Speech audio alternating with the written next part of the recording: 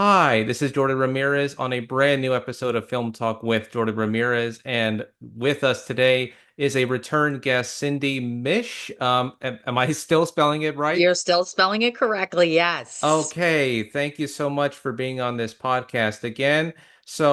Before we get started, anything new that has been going on lately regarding yourself or anything else regarding your job position or what's happening? So there's always something new that's coming on, and I say that because I always believe that independence should always be evolving. There should always be something new on the list, like we're going to try this or do this or do this. I wasn't sure if I mentioned this last time, but I'm now on public access television. I've been on a multitude of different stations for the last probably year and a half, is my guess. I Mhm. believe it's 58 stations, 18 different states at this point. And so that's a new journey for me because it's still on camera, but it's different. Public access is me doing a variety of different investigative journalistic type topics Mhm. versus arts and entertainment. So it's a little bit different. I enjoy it very, very much, which gets me excited. I am going to be shooting a short film this year, also by the name of Saving Fancy Face is the name of it. And that's happening later this year when I find time after Mhm. I'm done covering all these other film festivals. So we have the film, we have public access television. I think that's it. Submissions for my film festival literally just opened 3 days ago or 4 days ago. So Mhm. that's on the docket right now too.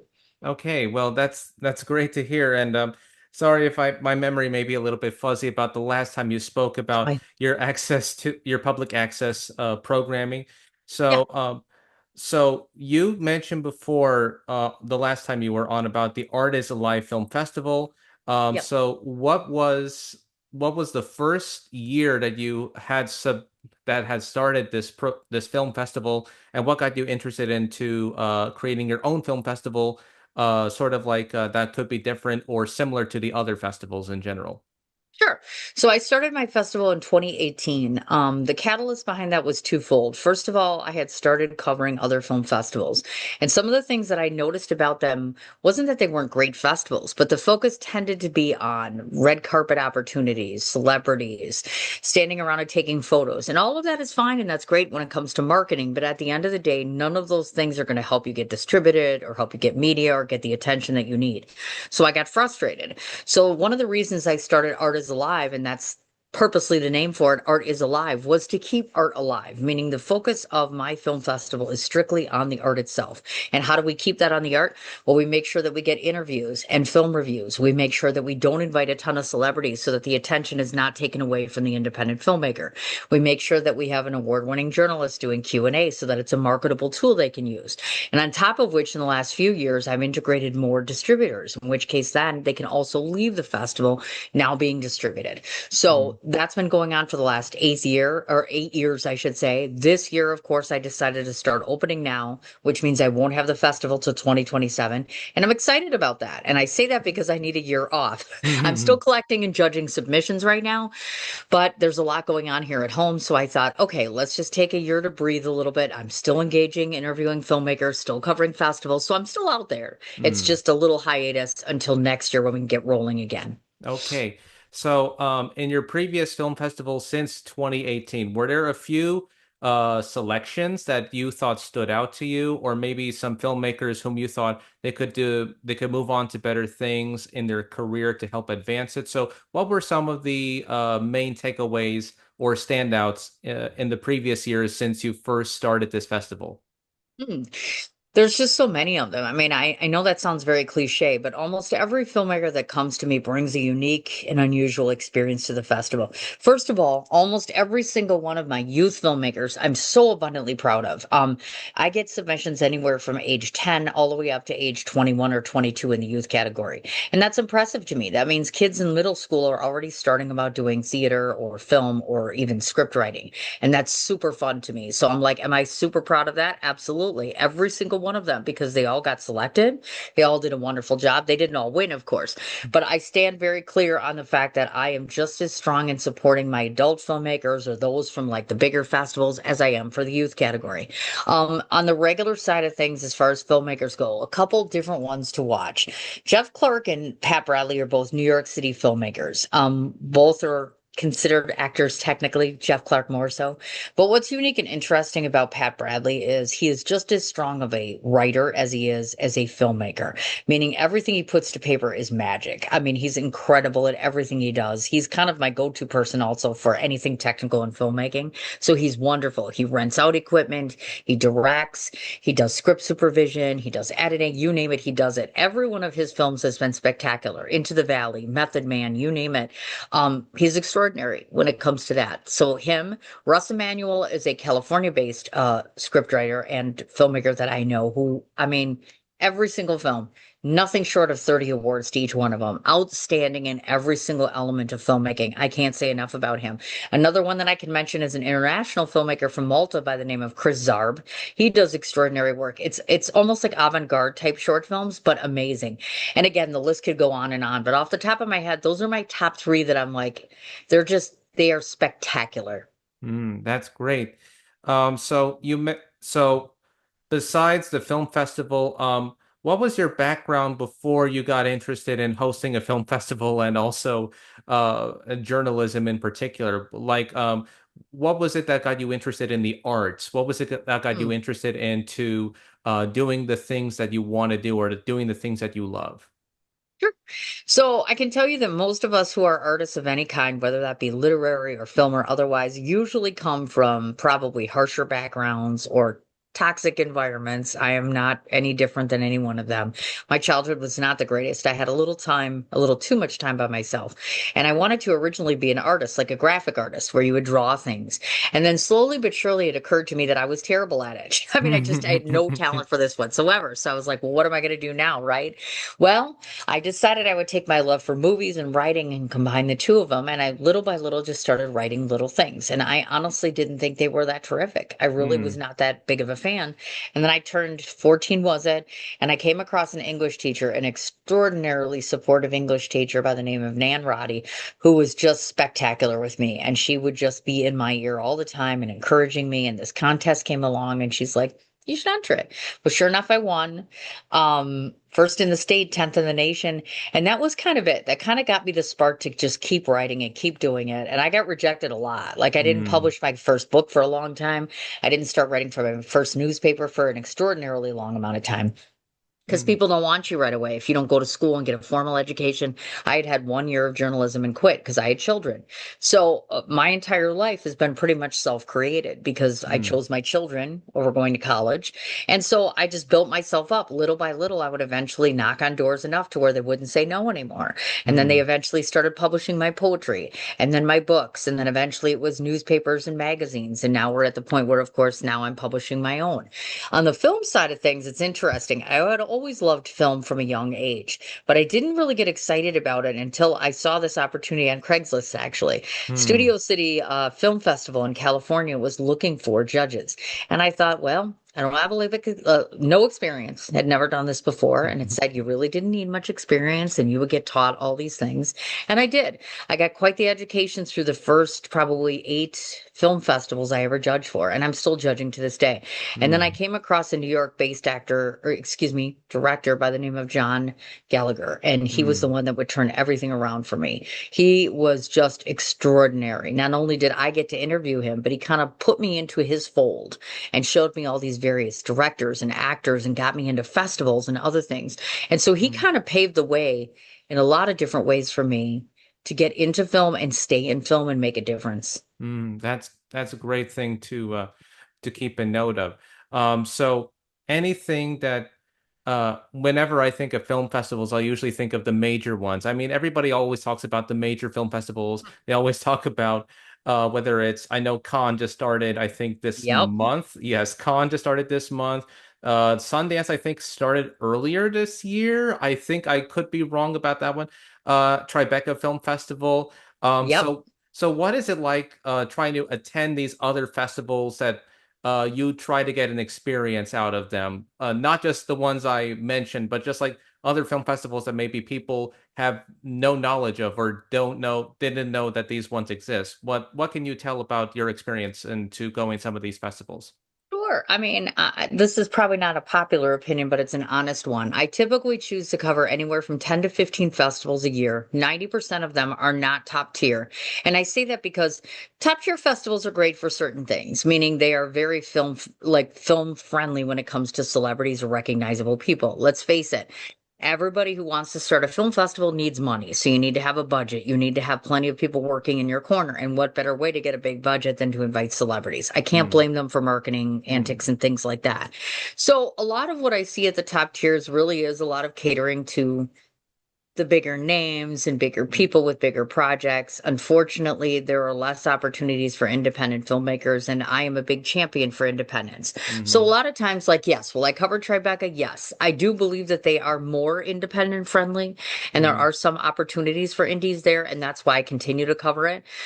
Nashville Film Festival is a top tier that I'm actually judging this year, and I'm attending this year, so I'm super excited to see how this varies with other ones. mhm, One of the nicest things about covering festivals is you get to see a lot more international films. I don't get a mhm, lot of those. I get a mhm, chance to network with fellow creatives and with media. There's a bunch of media that attends. It's not just about filmmakers or actors. So I get to meet more of my kind. I get to introduce myself and introduce my products. But most importantly, I think it's just getting a taste of excellent cinema along with workshops. Some of them have incredible workshops about distribution and the landscape of the film industry and where we're headed with movie theaters and mm, streamers and things like that.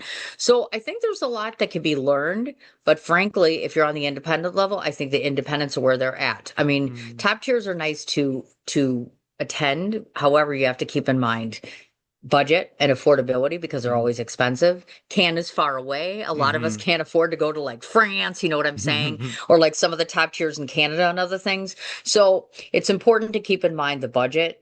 Are you going to get anything accomplished while you're going there? And that's the number one reason why I try to balance my time in between a few of the top tiers, but primarily independence. Oh, that's good. Independents are always good, and I think right now we're in this really I wouldn't say unfortunate, but more like really I would say almost regressive period where the major studios are no longer relying on originality or anything new in terms of ideas.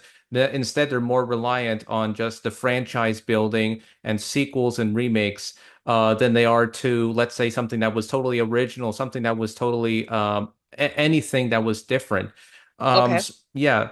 That's just my opinion to be per se. But Okay. yeah. But what would you say is a little bit different, or maybe a little bit what would you say is different now with the film industry than it was maybe what you last saw in when you first started the film festival in 2018? Well, I feel like some of the biggest changes I'm noticing are, and this is to a small degree, one of the things that I lecture about to people in and out of my festival all the time is learning the business of the business. Slowly, I feel like filmmakers are starting to realize that they have to treat this like a business. It is an art form, first and foremost, without a doubt. But do I think that enough of them are doing their marketing and promotion properly? No. Some of them aren't doing it at all. Some of them don't know how to do it. In fact, a lot of them don't know how. So I feel like there's a small and slight progression towards people starting to wanting to be willing and actually getting more hands-on and doing the business end of it, which is a good thing. Second of all, most of us are most fearful of the obvious, trying to navigate a way to get a ton of folks back to the theater because I still believe that they're not back 100%. I feel Hmm. like slowly but surely we're going back, but we're not where we need to be. And there's a lot of independent theaters that are in jeopardy at this point that I fear about. And why? We need theaters. I mean, it goes without saying. I know tons of people are comfortable sitting on the couch, including myself. But like tonight, I'm getting up and going to a theater because things should be experienced. That there are certain films in general that need to be experienced in a bigger way. And I Hmm. cannot do that even with surround sound in my house. It's not the same, or watching them on a computer or whatever have you. Third of all, we're all worried about the big dogs. You know, the big studios are starting to want to buy up everything. And if that's the case, then where does that leave all the rest of us? There's only so Hmm. many A24s or 2Bs or other entities for us. And so with the bigger studios going away more and more, how much room is there really for good filmmaking? I've worried tremendously just by looking at, well, you yourself probably know this. If you look at the Hollywood slate for the last year of films they put out, I was not hugely impressed. I mean, there's a ton of them that were just like, eh. Even some of the Oscar noms, I'm like, they were good, but I'm like, were they extraordinary? I feel Mm, like we really need to get back to a place where we're really keeping ourselves in check and really saying, hey, we need to put out quality content, not mediocre, not average. We need mm, to start having blockbuster stuff out there, whether it's on the indie level or on the Hollywood level. And I feel like that's a huge shift in mm, our climate right now that I'm not a fan of. I just feel mm, like people are okay with sort of mm-hmm. filmmaking, and they're Yeah. getting too comfortable. Yeah. I mean, this is just me and my general opinion. I always feel like, and this is just something that I wanted to get out of my chest. I always feel like that some of these so-called sequels or remakes or whatever of these types of movies or franchises that, I mean, I understand that some of my friends and family like some of these films. To me, it's just like there's always like so much that they could do with whatever type of content they can put out. But in terms of like something that I want, something different, maybe just something that's a little bit something that's in my comfort zone. I always try to figure out whatever independent film is out there that it could be from something like medium budget or big budget, but it's independent Sure. level. But also that it has something that's totally different or unique that doesn't have to be, from, as you mentioned, an A24 or the Tubies or whatever, but something from other distribution companies that can release these films that don't have to be in that sort of quality, but they can be their own thing. So, Yep. do you think that maybe there has to be a time whenever there needs to be more and more competition instead of just having studios buy from each other at this point, or maybe it's too hard to tell at this moment? Well, I'll tell you what two of the biggest problems I have been complaining about for a long time is that Hollywood is very selective about how often they dip into the independent pool, meaning that you have a bunch of actors out there, let's say that are from Hollywood, even if they're not top tier. But as long as they're in Hollywood, some of them are very willing and amicable and say, yeah, I'm going to work on this project. Even though it's an independent, I'm going to charge XYZ, etc. And it's possible. But it doesn't happen even remotely near enough. Hollywood seems very content to keep themselves over there where they are. And Mm, all the rest of us are going to stay over here. In a perfect world, A24 would become the standard, which means that they have a ton of films that have got celebrity talent in them, but they're not on that huge big budget level. mm, If you look at the millions and millions of dollars that are spent by Hollywood every year, us independents could make a ton more films. We do make a ton more films than they do right now. And I think some of them actually might even be better quality, even without, the CGI and all the other effects and things like that. I mm, think, collaboration is important. Do I think that Netflix should buy up anyone? No, because if anybody watches Netflix, maybe it's me, but I think the quality of content down there is just sorely lacking in good quality. It's not mm, great. They're accepting basically anything these days. I think almost a Tubi might be better than Netflix at this point. HBO Max, average at this point. Hulu, again, average. And of course, it might just be because I watch so many projects all the time, so I'm kind of inundated with content. But mm, my belief is that there's a reason why Warner Brothers exists, or there's a reason why you've got Sony's of the world and things like that. Those big budget names have been around a long time. I don't see any reason to replace them. You know what I mean? mm, If anything, we should be devoting our time to putting more resources into them so we can keep old Hollywood alive, mm, along with bringing in maybe a couple more versions of A24 and have the best of both worlds. But mm, again, I think it all comes down to why do the studios want to pay for content that's mediocre just because XYZ mm. person is in it? Yeah, uh, I mean, it's just me in general, but I always think that whoever comes into the business, they're always trying to change things up. They're always trying to make things a little bit more different. Yep. And the issue I have with it is anytime anybody would say they want to go back to what Hollywood used to look like before these changes or before it became this.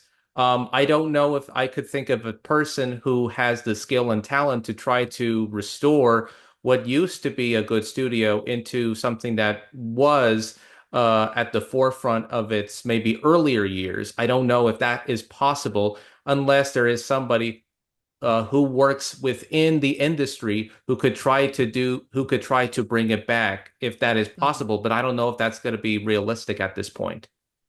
Yeah, that is a tough call to be honest with you. And plus, too, as I mentioned before, ever since the pandemic, and yes, it's gotten better, I just feel like the push to get people to go anywhere and get out and do anything, streamers are ruling the world basically. You know what I mean? Hmm. People are so saturated with, oh, they're on their phone seeing content. They've got the TV right in front of them, the laptop. You know what I mean? It's Hmm. so convenient now to give all of that there. Maybe it's time to start limiting and saying, listen, we're going to do longer theater runs. We're going to keep things out and away from you for a longer period of time and give it less accessibility. I was just speaking to RJ Mitty. He was from Breaking Bad the other day. And so one of the things he mentioned to me is he's like, I think from a budgetary standpoint, the producers and creators of this purposely plopped it onto streaming for a significant amount of time because that's where the big money came in. So I think we need to really relook at the model of how people are making money when they do film and TV and in what ways we can kind of curtail things a little bit to make it harder for the average person. That means get up off your butt if you really want to see it. You're going to Hmm. need to leave the house. You're going to need to look at different platforms and maybe not have everything be so, oh, it's on 100 streamers. Like you can Hmm. like watch something on like 7 different places. It's insane to me. Hmm. Yeah, I mean, it is insane. I mean, it's not just going to be like for, I know, for film or for television, but the other thing I notice is, I mean, the other thing that I notice is that some of the major players, they're also going, I don't want to ask for your take on this, but some of the other players are going to be all in on artificial intelligence. And to me, it's a scary thing because I'm not that enthusiastic about the usage of artificial intelligence or going all in on it Right. because for me it's not the same as like human creativity. It's more about a machine trying to think it could solve something, but it doesn't. So I don't know what I know I asked not to give your take on it, but I don't know what if you've heard from anybody if it's a bleaker moment or if it's not at all something that people had predicted. Well, I'll tell you, I think I'm getting a lot of mixed opinions at this point, meaning there are some filmmakers that I know that are very staunch supporters of AI and how it could be so helpful for everyone. But I think what they're forgetting about is the obvious. There is a human connection that goes between a person and their own art form. You Hmm. cannot recreate that human connection. AI, anything cannot create emotion. One Hmm. of the biggest things that a lot of us look for in a good film is that effectuates emotion from us. Well, AI cannot create that for you. AI Hmm. can also not do certain things. I was looking at an AI generated picture the other day and I could tell it was AI because of the way the background looked. I'm like, there are Hmm. just certain things that AI cannot manipulate, Hmm. but people are just so excited about, oh, remember when we had CGI? Nobody liked that at first. Hmm. I think there are drastic differences when it comes to different forms. And I think what happens is that the media keeps pushing and pushing and pushing and pushing for certain things to be supported. Hmm. On the flip side of the fence, what other people, I guess, are apparently forgetting about is that people are being replaced by AI. And Hmm. that's the hugest issue I have with this is no person should lose their job. And when I say person, I mean thousands of people right now, as we are Hmm. talking, are losing their job because it's so much more efficient to use AI. So now you have creatives that are afraid that their music will be duplicated. Actors, of course, SAG does still not have a very solid and way a very solid way, I should say, to protect their likenesses from being taken. How are these actors going to protect their own likeness and Hmm. well-being? You know what I'm saying? Yeah. There's that. We just had an AI director and actor that were created that were looking for representation. And all I'm thinking is you're not real. Why would you need to be represented by any agency? And I get Hmm. that there's actual physical people back there or whatever. But it's just like, no, there is no good that comes from this. I know that people use ChatGPT all the time and it's like, oh, it's so harmless. But I'm like, that's how anything starts harmless. Oh, Hmm. we're just going to use it here. And then before you know it, it's like, boom. So I'm super excited that the Academy had come out with their ruling recently about Hmm. no AI. That's a big statement right there that says, hey, Yes. listen, can't do it. Although, if you think about it practically, it's tough to figure out who's using it and who's not. So when Hmm. it comes down to looking at films and can you conclusively prove if they have AI or not, I'm going to be pulling people in for my own festival just to Hmm. say, hey, can you help me detect? Because I Hmm. have a no AI policy. I just Hmm. refuse. As a judge, sadly, I've been to 2 festivals now where I've had to judge solely and exclusively AI content. And all I Hmm. said was, I can't judge that. Do you know why? No. Because there is no criteria to judge this. That's Hmm. insane. I mean, Yeah. right? How do you Yeah. judge that? I mean, yeah, it is insane. It's not just in the film industry, it's in every other market, it's in every other industry, and I find that to be very disturbing that this is Yeah. being accepted as a sort of new norm. I mean, it's impossible that anybody who has never seen artificial intelligence before would say that it looks realistic, that they think everything is real. And I always have to keep reminding myself, and maybe somebody else who has never seen it, that it's not Yeah. real. It's artificial intelligence that was created by somebody from I don't know who or where or who, or maybe some other place. Because that person does not get identified or whoever. But Yeah. that's the one thing I just find so frightening, and it's not just going to be in the film industry that I have deep worries for. It's also going to be in the animation industry. It's also going to be in the voice acting industry. It's going to be in every other industry that I have really real big concerns about, and also the types of software that people are using for like creating their own like animation programming or animation shows online or whatever. But Right. yeah, that's just something that I have a big concern about as well regarding artificial intelligence. So I know that the only thing I've heard of or read of was people trying to question whoever is in charge, that they have to take a stand on whether or not they stand with artificial intelligence data centers, or if they are on the side of data centers, that this is not a good sign for not just for creativity, but also for the environment, for lights, for energy, for whatever. It's Mhm. a huge concern for me. Absolutely. Yeah. So besides that, what do you hope besides the no AI policy, what are your hopes for maybe future plans on what you think filmmaking could be in a perfect world where nothing is what you see in today's environment, and what can be done if at all possible?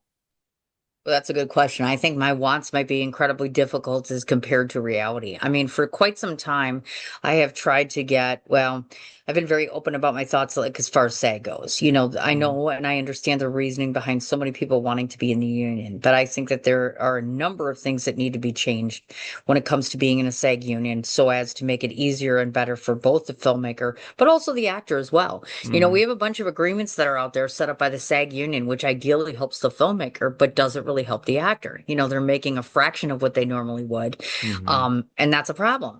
Just because they can use them and they agree to it doesn't mean that necessarily it's right. And I also understand that filmmakers only have so much budget. So do Mhm. I think some things should be aligned? Yes. Do I think that SAG should change their 3,800 some dollars that they charge to become in the union? Yes. It's little things like that. I think that SAG should also be more amicable to allow their members, of course, to become FICOR. And I've said that for a long time because obviously there are opportunities in the non-union world that are lucrative, that are legitimate, and can get them going and getting their career launched or Mhm. getting it more significant.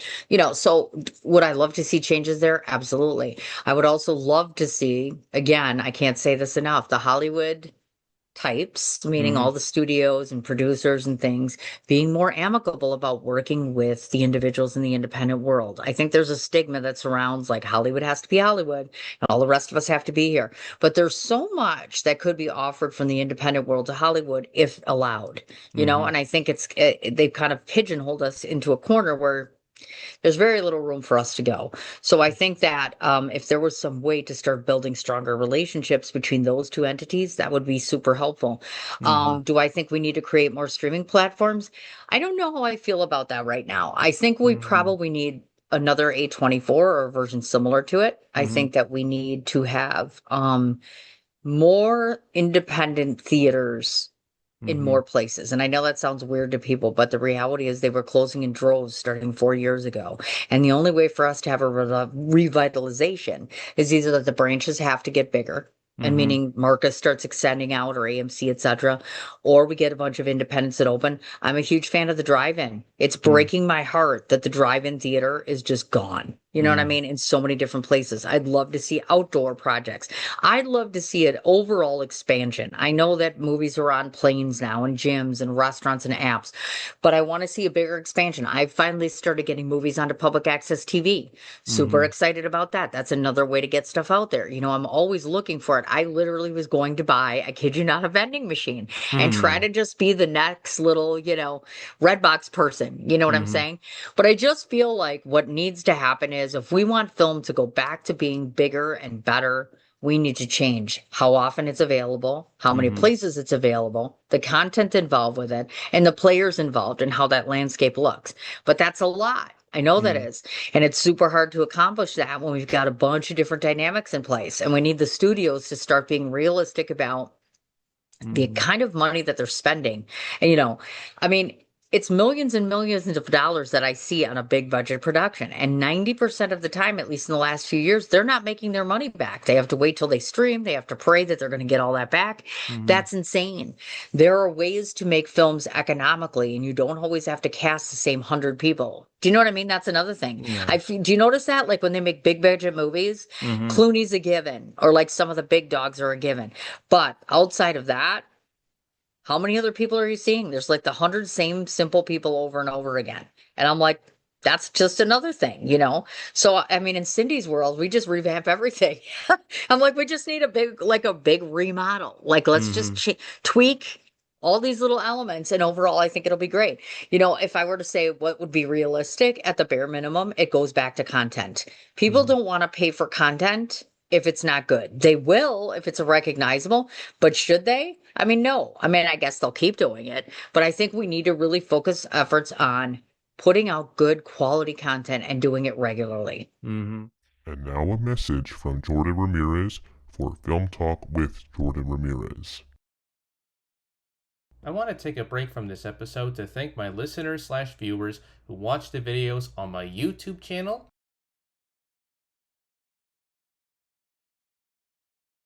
and listen to each new episode on Spotify. While this show is a labor of love and passion that isn't about the movies that I like, this is also a show that is about the films that you like. Have a film that you want to recommend to the podcast?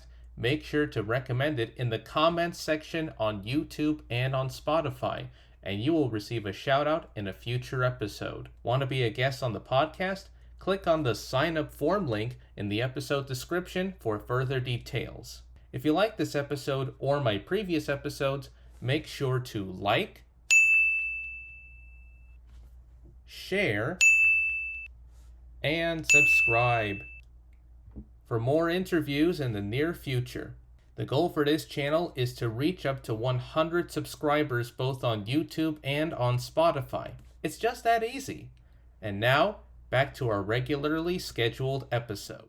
Absolutely. And the other thing I noticed is that even though I always like people to start out small and always, make it somewhat big, um, Right? the only thing I always hear about, maybe this is just like a cliched old story that maybe somebody would always say is they always say that whenever before they become like the big players in the industry, they always start out like very small, like production companies, and then somehow if they get recognized, they become bigger and bigger. So I don't know if you're a fan of that, like of whatever independent studio would become like an A24, Right. that they would become, like they would start out very small, and then little by little, if they sort of get recognized, then it will become big. I know that in Hollywood and California, that they get a lot of like big names out there. But I know that in New York or in other places, they're more like they're trying to do stuff that isn't, like as well, it's big budget, but also they needed to do something that's a little bit different in their environment. So I'm trying Sure. to, yeah. So I always think I don't know what one's opinion is on this, but wouldn't it be like if someone started out with their own production company, they started out small, and then all of a sudden, something shifted. If something, like maybe somebody within that company were to somehow make it within the industry, would that Hmm. be possible if it was somehow like an A24 or somehow trying to not, let's say, replace the major studios, but instead trying to get them back into the game of trying to redo all that thing. I know we had discussed this a little bit before. Yeah. Well, I guess I think there's nothing wrong with progressively building yourself up. I think it also you have to take a very good look at where your best attributes are. Meaning, like if I try walking into a film project and I know I'm only going to one area, I'd be more inclined to get fine-tuned in everything before I decide to tackle something major. You know what I'm saying? Like when I talk about how I want to see the studios getting things together, making better content, spending less money, merging with independents. I'm also very well aware that they are just as clueless to some degree about our industry as we are about theirs. Most of us Mm, don't go into Warner Brothers studio and watch how they operate and do all of that good stuff.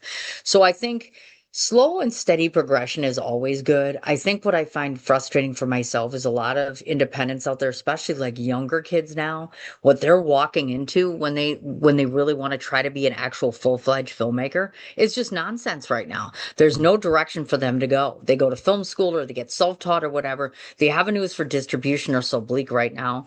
The ways to be able to market themselves are just becoming more and more complicated. Nowadays, you've got people getting cast by their social media numbers. Like social media is this huge phenomenon all of a sudden.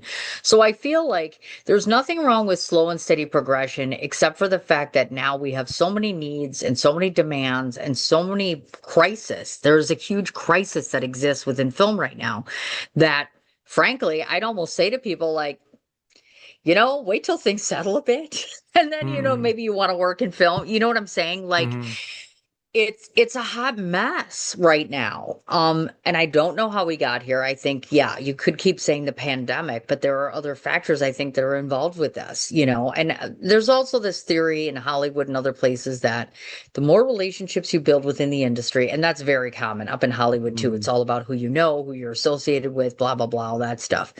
But relationships are important in this business, just like getting yourself established as a person who can come on a set and do everything you need to do. You're far mm, more marketable and you're far more employable if you know how to be a director and a script supervisor and market and be an actor and do all those things you need to do. Not everybody wants to do that, but today's literal reality dictates that you have to be a one-stop shop for mm, anything. And of course, that takes time to build. And of course, it takes time to get known. And not only that, people have to be able to trust you. I don't know if you've noticed this or not, but the film industry is one of the few industries I know where people will shake your hand one day and steal your idea a month from now, or they'll mm, take your actors away, or they'll be having private conversations. It can be a very cutthroat business, I've mm, noticed. And so unfortunately, you're kind of damned if you do and damned if you don't. You, mm. you know? Yeah. Does that make sense? Yeah, I think it does make sense now that I think about it because the industry, it is not, I mean, anybody who wants to get into the industry, I mean, I've always wanted to be a part of it, but at the same time, I always have these concerns because I've always heard like maybe I won't say which director's name or whoever, but let's just say this person would say that the first time they came into the industry, they thought they were going to make their first big project after maybe their film was shown at a film festival, maybe in Canada or in France. And there were deals with this producer who was offering Mhm. them a big contract to work on this big budget film for the first time.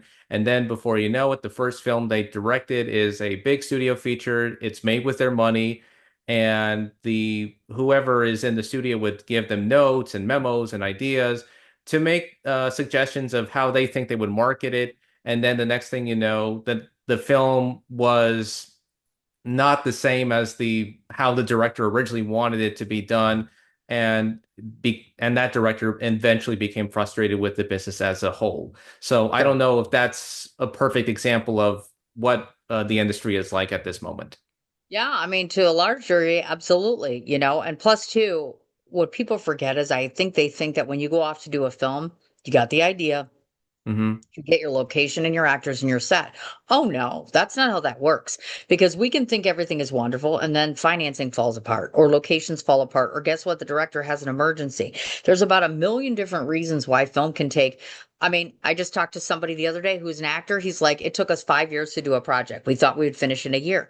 So, I mean, there's all these obstacles and predictable things that can happen. That's why, again, that's why this is such an up and down market. Even Robert De Mm, Niro, I think it was a year ago, he was saying something to the effect of even he couldn't find financing for something. And he's the big dog. You know what I'm saying? I'm hmm like, if you start having problems when you're way up here, I think it stands to reason that you need to be very practical about your expectation and the hmm reality of what you can deliver or what you will deliver and in how long. Yeah, I mean, so yeah, that's one of the issues that I think the industry is facing right now because as much as I want to see, as much as I want to see Hollywood become, like I think the last time people would think about like whenever the industry used to be great, they would always say, "Oh, it was back during the 30s through the 60s, or maybe during Yep. the new wave of Hollywood during the 60s and the early 80s, or whatever."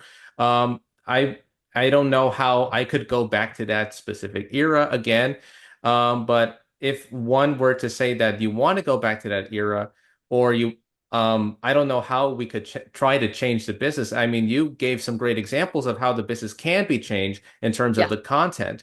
But I don't know if one can easily like replace CEOs with like what they called studio moguls back then. Mm. I don't know if that's going to be a realistic option at this moment because I mean the business, as you say, it's changing rapidly. It's not getting Yep. any it's not getting uh it's not moving at a slow pace anymore. It's moving at a fast pace, and there's a lot of connections, not just in Hollywood, but outside of Hollywood. And I don't know, it's just like it's all very complicated at this point. So Yep. I always wanted to know what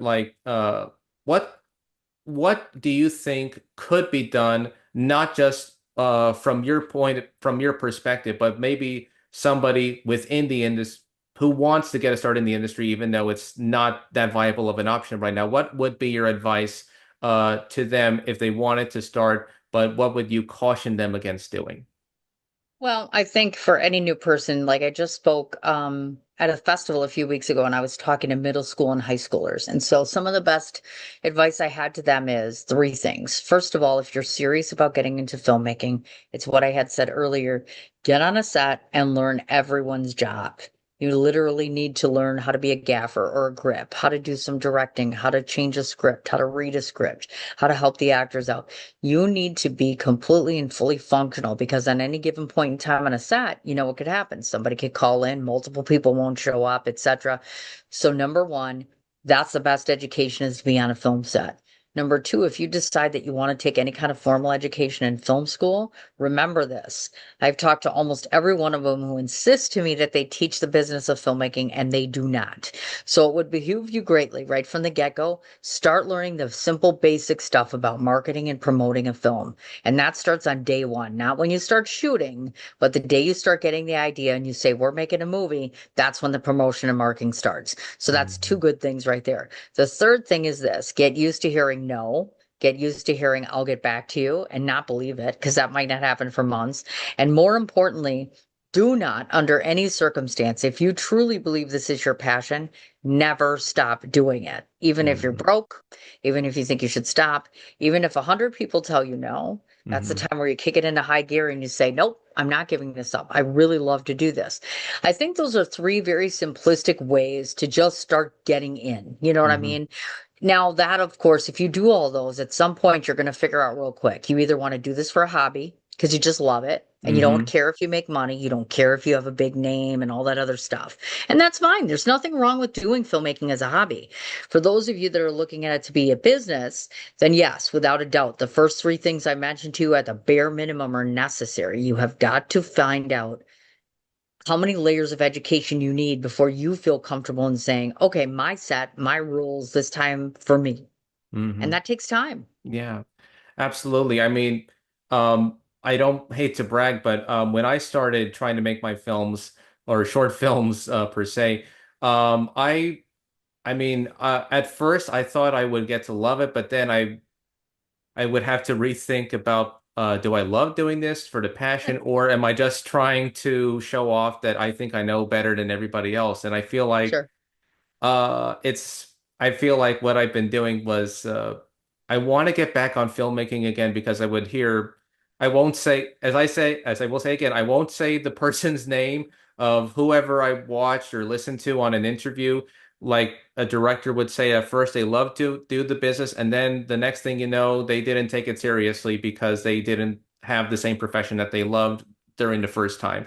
So I'm hoping maybe this time I will be able to get it because I always like to pretend I'm doing interviews or pretend I'm doing something else, maybe as a hobby. But it's just something that I wanted to do again. Sure. And I always felt like maybe interviewing other people who have either been in the industry, worked in the industry, and try to promote whatever work they want to showcase, I think would be a good start because that's sort of what I wanted to do. Because I mean, I want to do films again on my own, but I also wanted to feel like maybe I could do like film interviews and maybe interview whoever is is around at this point if they wanted to share their stories about what it's like to be in the industry, memories about the industry, and maybe what they are witnessing right now as it is changing in real time, if that is Sure. what I'm saying. Mhm. Yeah. So yeah. Um, is it important to not only keep filmmaking alive, but also to sort of, I know that I'm sort of preaching the choir here, but to Mm. preserve filmmaking because I know that uh, I will mention this person's name, Martin Scorsese, for example. He founded the Film Foundation, which is meant to preserve not just American filmmaking, but also international filmmaking. Is it also Yeah. important that people should preserve filmmaking so that people should know about what filmmaking is about and their passion of it, even though I don't know if you are part of this of this group, is what I'm saying. Sure. I mean, I of course, I think preservation of film is super important. One of the things that I worry about is when we become so technologically savvy, there's so many Hmm. different processes and programs out there, and we have, all these little tiny memory cards and other things that you can hold on to stuff. I think one of the coolest things I've ever seen is that the Academy of Motion Picture Arts and Sciences preserves all that different film and the film as an art, meaning keeping Hmm. actual reels and things like that. I cannot stress enough how important it is to keep an original of anything. And I say that because my background's more so even in writing. You know, Hmm. one of the biggest proofs that we have, period, is the original writing that we do. And I am an original writer, pen in Hmm. hand and the whole nine yards. But I think nowadays people have become so obsessed with, at least some of the filmmakers I know, it's just one film after another. Get done Hmm. with one, get it in the can through the festivals, on to the next one. And they never stop to think, hey, have I made copies of this? Have I put this somewhere? Do I have a safe where I can keep this information? I say this to musicians all the time too. Anybody who does any kind of artwork. Your preservation of art is so important because what people don't realize, at least in my opinion, is that film isn't just for one moment. It's Hmm. multiple moments. For those that know me, they know my husband was a professional actor. All I have left are those moments. Those Hmm. moments on a screen right there, and the moments in my heart, of course. But I physically can watch him anytime I want. And I would not be the case if no one would preserve the film as an art form. And that's what's so important. People get so busy and inundated with, oh, I got to keep up with so and so and make so many movies a year. Well, gee, how about building up and keeping and preserving what you have right now in front of you? You know? Absolutely. Yeah, I mean, I try to keep up to date with whatever is the preservation or whenever they announce like a 4K remaster of some other Yeah. film that is meant to look new, but they carefully try to not make it look too new, which is something that people need to see more of. And also the other thing about preservation, I always am fascinated by this, is whenever people claim that there is a film that was supposedly lost, Hmm. there may be claims or there may be some recent rediscovery that maybe that film was locked away somewhere with the original camera negatives and that they have to piece it back together to what the original film was meant to be. Yeah. So that's something I always love. I always like the remastering of older films and also trying to reintroduce them to new audiences who have never seen this before because film is not the same as digital media. Film is basically very precious. It's very Yep. fragile, and it's also very flammable. And the one thing I learned from, let's say, Scorsese's Film Foundation is anytime you try to preserve film, Even if it's in a canister, you always have to make sure that it's properly put in like a freezer or something so that it doesn't get burned, or that you have to put it in like any place. And you always have to wear gloves because they're very delicate, and you Oh always yeah. have to be careful when handling anything that's more than 80 or 90 years of age in terms of like documentation or anything that's film or anything like this. Because you have to make sure that if you're trying to restore it, you have to find some prints, or even if there's some material that's lost, you have to find whatever is available in the vaults or in the archives that you can sort of make it a fully fledged film, even if there are some footage that may be lost. For example, like some silent films, they would have to replace it with like still photos or maybe audio that they had to synchronize the film to the best of their ability. So that's just something that I thought I would like to bring up. Sure. Yeah. But yeah, I mean, I'd like to talk about film preservation, and I like to talk about what old Hollywood used to look like.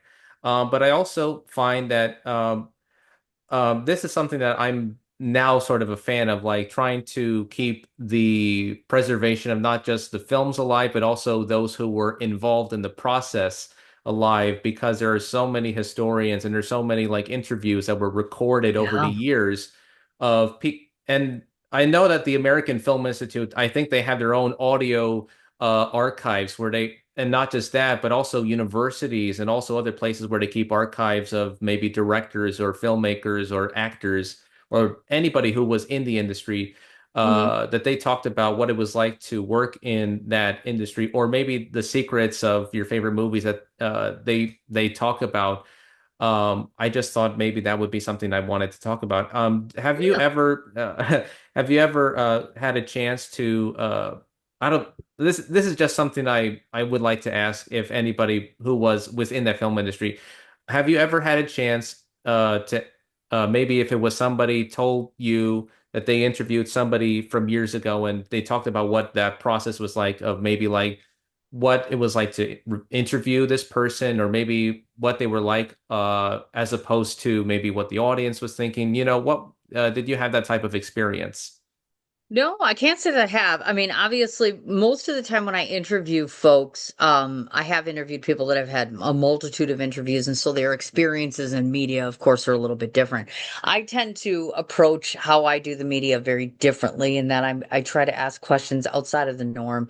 Like for instance, I don't know if you noticed this, but a lot of times when people interview people they know from major shows and things like that, it becomes fixated, meaning Hmm. all they ever want to talk about is the one show. Like Charlie Hunnam, the majority of people want to talk about Sons of Anarchy. That's his big thing. If Hmm. James Gandolfini were alive, it would be all about Sopranos.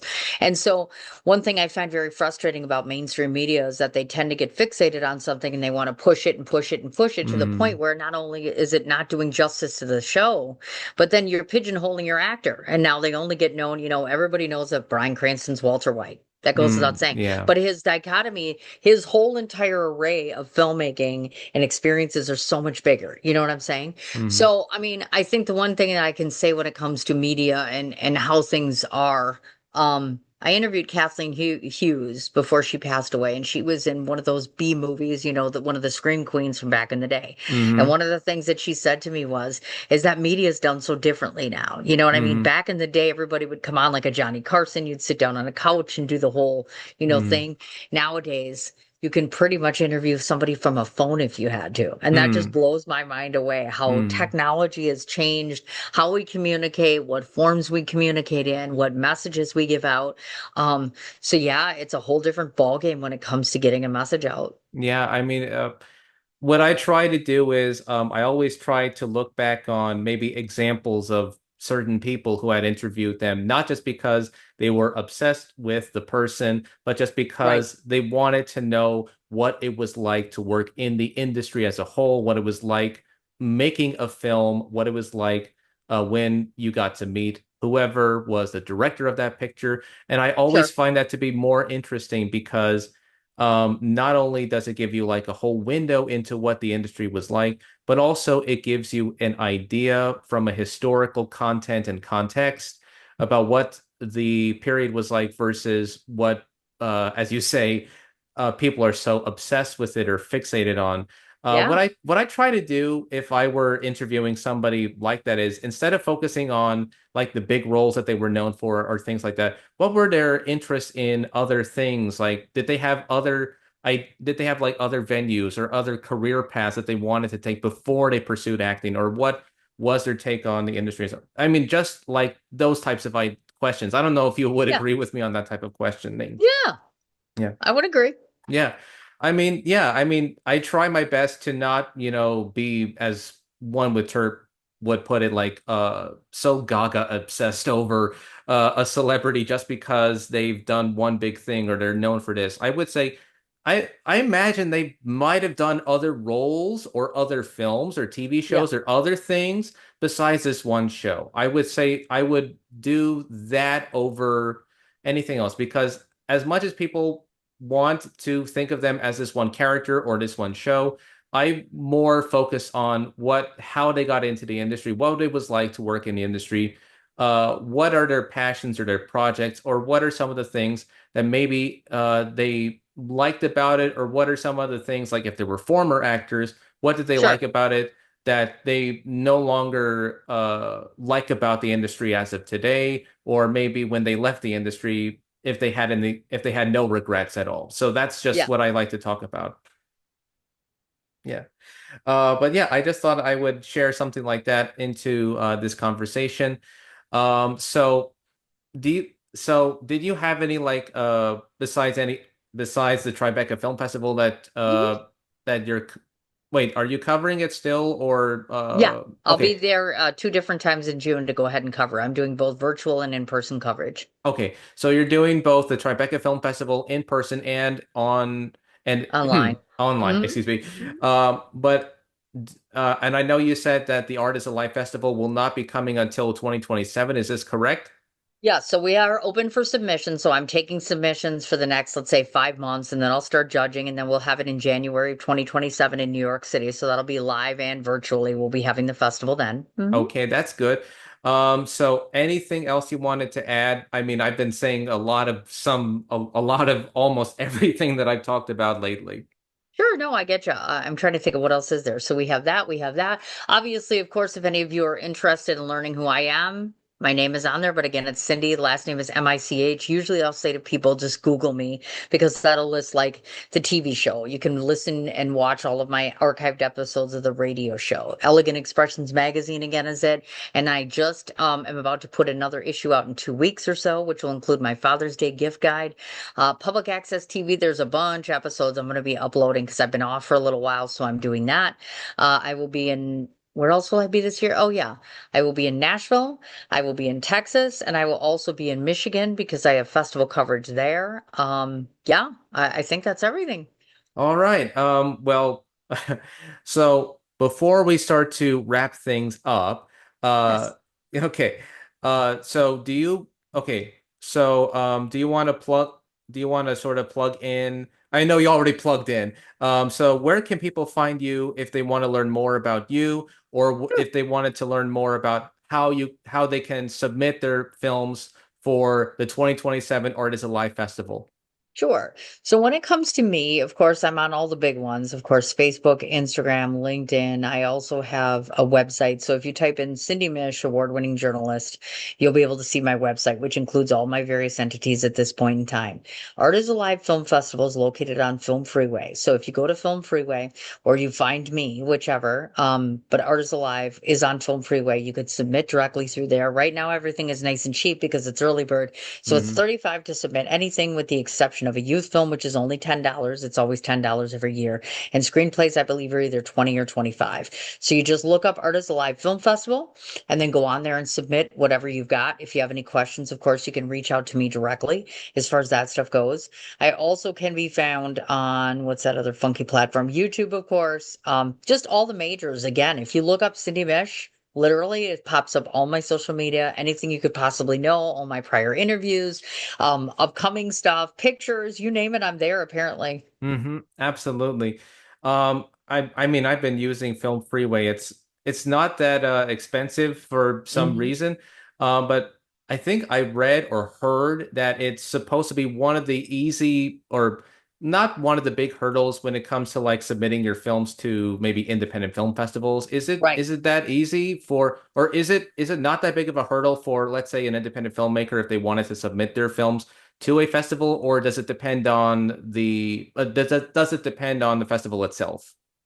I think it does depend on the festival itself. Like when you're a bit smaller of a film festival, honestly, I think if you put it together a website and took submissions directly through there, it would work just as much. I think there is a misnomer out there because I read a lot of film festivals that complain a lot about thinking that film festivals are not legit, that they are a Hmm. scam, that they do nothing, they don't watch your films, etc.